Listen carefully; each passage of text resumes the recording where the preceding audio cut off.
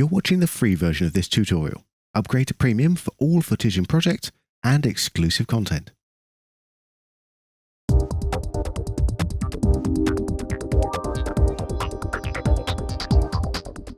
In exercise 11, we're going to turn our attention to the lens module, and some of the features in the Mocha lens module are not available unless you're working with Mocha Pro.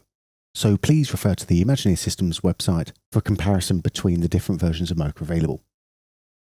Let's come down to the lens module now. Now we have the things we've seen before for the input and the output, and we'll take a more in-depth look at this later in the exercise. Now, what the lens module does is it lets you calculate the lens distortion that you might be facing with particular lenses. This is going to be more noticeable when you're working with wide-angle, short focal length lenses or fisheye lenses. And the typical thing for these lenses is to make straight lines appear curved, either with a barrel-shaped distortion or a pincushion-shaped distortion. And as we can see on this image, we're meant to have some nice straight lines along here, and we have a distinct curve to them. Now, depending on your footage, this can be easier or more difficult to detect. We come to the end of this clip and look at the clouds over here. Well, it's actually quite tricky to see any sort of distortion that's going on because we don't have any straight lines to look at. Now, to help us identify and remove this distortion, one of the ways we can do it is to find any frame on our clip where we have a good number of straight lines. Here, or actually probably a bit here. Yeah, so frame 6. We've got lots of straight lines in our image, and this should work out quite nicely. So let's come down to the parameters, and we're going to click on Locate Lines. And it's going to have a little look and a little think, and try and identify any straight lines that it can find. And we can see all these in green. Now our job is to go in and actually start picking these lines out. I can do that by clicking on New Line or hitting N on the keyboard and selecting the sections that make up my line. And when I'm done with this, don't just move on to the next section, because what that does is just add this section to my original line, and that's not going to work out very nicely.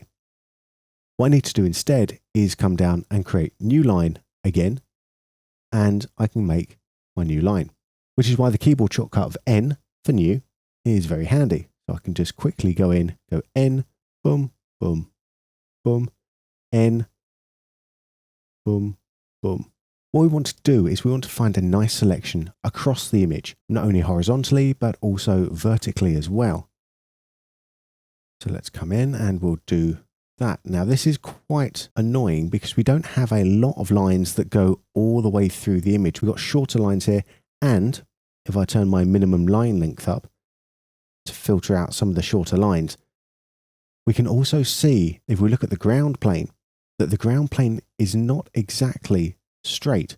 If we look at the front of this, this is moving up at one angle, and then all of a sudden, the angle of the hill gets steeper here, and this second bit. So we couldn't choose this line all the way up to describe the lens distortion because it doesn't. This line here absolutely does, but including this line at the bottom will throw our results way off. So if I turn my minimum line length down once more, find that nice balance, and carry on with my selection. If I do make a mistake and add in a section that shouldn't be on the line, I can just click on it again and remove it. Right, let's have a little look now and see what we've got. So if I turn my minimum line length up again, let's see what we've got covered. Okay, we've got most of the area covered. We've got the stuff around the edges, which is where a lot of the distortion is going to be. We've got some good coverage there. We might be missing out a little bit at the bottom here. See what we've got. We can easily add one in there, and one in over there, and another one up there. But that's looking pretty good so far. Okay, so now we've got this work done. What we're going to do is we're going to choose the type of calibration. So we can do a one parameter calibration, which is usually a good starting point. But if that doesn't capture all of the distortion in the image, we can then move on to the 2 parameter. And this can be good when there's irregularity in the lens. So if you've got an older lens or a cheaper lens where the optics aren't optimal, then you might find yourself getting a good result with 2 parameter. 1 parameter inverse is only used when we are working with RealViz RZ3 files.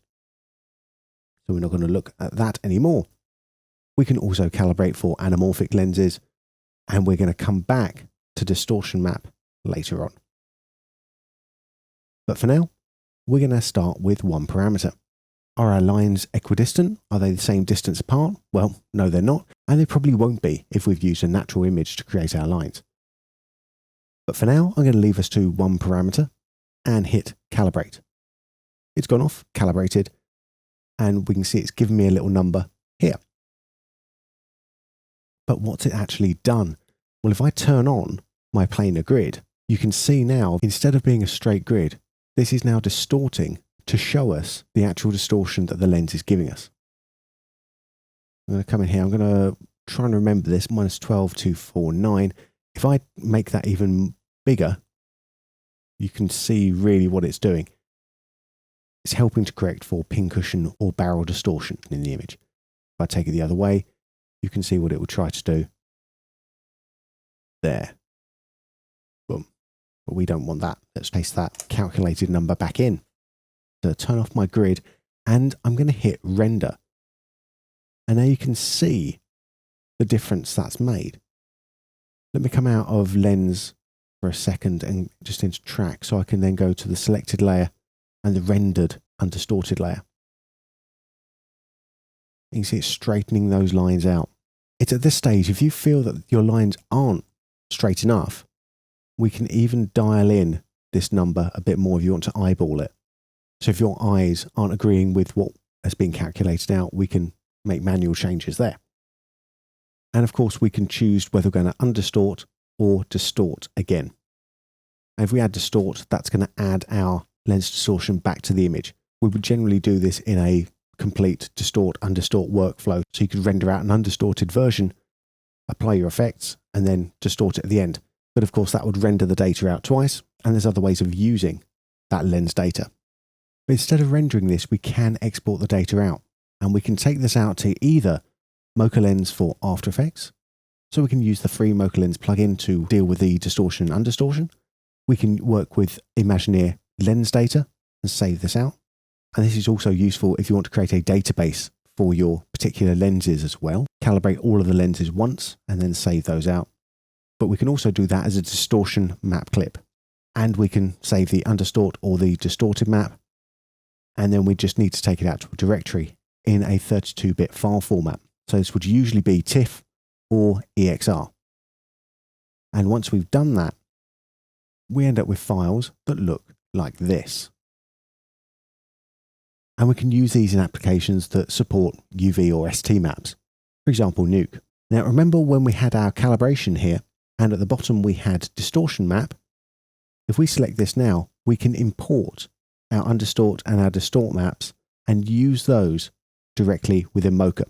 So this is a good way for, again, creating a library of distortion maps for your various lenses and then recycling those. Well, let's see how we can use this lens data in an actual workflow. Let's track something in. We'll come in and where should we track? Let's track something up here. Track this bit around about here. Okay, cool. And we'll track in perspective. Not really worry too much about anything else, and we'll just track this forwards. And let's watch out for when it hits the edge. About to hit the edge there and move off. So what I'll do is just expand that out, up, but out a little bit. Now, because all this stuff is coplanar, what I'll do is I'll just move this up and around. So let's see where it goes off screen to see how around about there. Okay. Bring us up there. In fact, why don't I just take us to the end frame and push us down there. So keyframe the shape before we even track that through. We've seen that before. That should work out nicely. Retrack all that. See what we get. Cool. Well, we haven't got the surface. Yeah, the surface is moving consistently now, which is nice. And I'll quickly move the surface in there again. Let's actually better track those last few frames at the start. Haven't done that. Oops. And reposition our surface. Okay, let's check that through. That's looking fine. Can even insert a clip if we want to. Ooh la, lovely. Right. Okay, so we've got our track now. Let's take out that tracking information. Take out tracking data. We'll take it out as an After Effects corner pin, so we'll do a quick insert in there. And because I want to also use the lens data, I'm going to say remove lens distortion. And let's copy that to the clipboard. Now in After Effects, we've got to do things a little bit differently than we've done previously. To begin with, we can treat this like a regular corner pin. So if our corner pin isn't the same size as the comp we're going to be putting it in, we want to pre-compose that and take a look at the earlier exercise about dealing with transform data if you need a refresher course on that. But this one is fine. So let's come in and go edit, paste, just to paste that corner pin data in. Now you'll notice that this doesn't absolutely fit where our corner pin was, which it did when we were working inside Mocha. Okay, let's fix that. Let's pre-compose this layer. So layer, pre-compose, or right click on it, and we want to move all the attributes into the new composition, and we can even adjust the duration. That's fine. And let's head back in to Mocha. And back in Mocha, we want to take out the lens data. So we'll come to our lens module, export lens data, and we'll take this out as Mocha Lens for After Effects.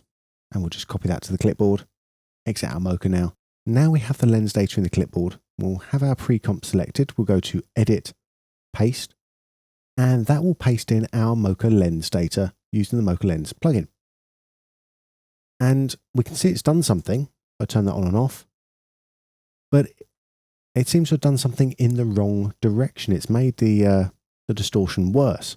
And that's because the operation defaults to remove distortion. So we would use this on the original footage to remove distortion if we wanted to.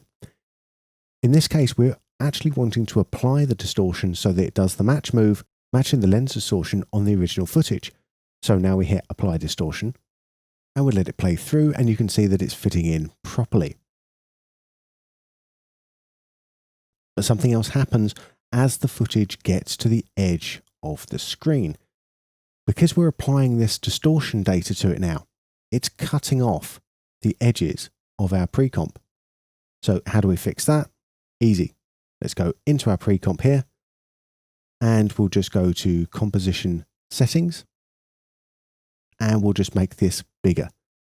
So depending on how much distortion you have, you're going to have to make this, a fair whack bigger. So I'll bring that to 2250. That should be more than enough. And let's have a look at that back in the main composition. And those extra pixels were all it needed to calculate that in properly. So now I can add motion blur, turn my blend mode on to multiply, and play that through again. And we now have our nice hole in the floor. So the important thing when using your tracking data and your lens module data is to remember when you take your track data out to turn on the remove lens distortion.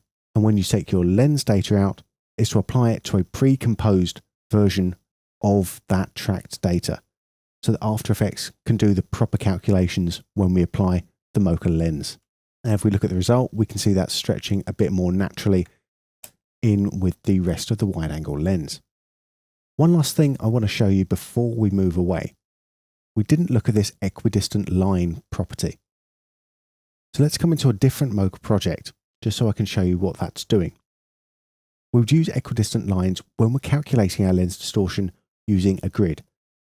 If we want to, in the lens module, we can use a calibration clip to calibrate up our different lenses. So you can see the difference in the grid that the various lenses are using. So we have an 11 to 16 zoom lens set to 11. We have that same lens set to 16. And then we have an 85mm lens here. So almost no distortion whatsoever. And I would highly recommend, if you are working with a lens with a particular amount of distortion, that you do just take the 10 minutes out just to shoot some grid shots so you can more easily and more accurately calibrate the lens distortion. And that's our quick overview of the lens module. In the next exercise, we're going to be looking at how we can turn 2D planar tracking data into a 3D camera solve. So I'll see you in exercise 12.